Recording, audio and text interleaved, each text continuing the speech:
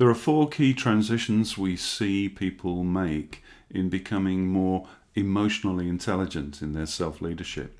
These address four conditions common to most of us. There's distraction. We're distracted by many things. Then there's thrashing. This is the dread feeling that is more acute in some than others. It's the feeling that we are working very hard but getting nowhere. It's like we are spinning wheels. Then there's switching, which is what we do when we try to multitask. It's rapidly switching between two or more things, thinking we are doing all of them well, or well enough. And finally, there's the feeling, and often the reality, that we are driven by other people's agendas and other people's expectations.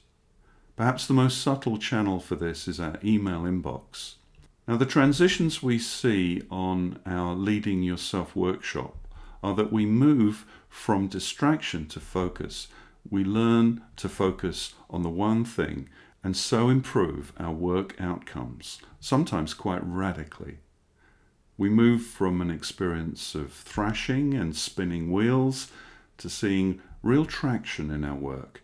We begin to build one piece of work upon another progressively. We move from habits of switching to learning to prioritize in an agile, context-specific manner, like we observe in most experts in high-pressured jobs. And finally, we learn to move from a sense of being pushed by our own to-do lists and move towards a more powerful and creative sense of pulling the right work forward in the moment.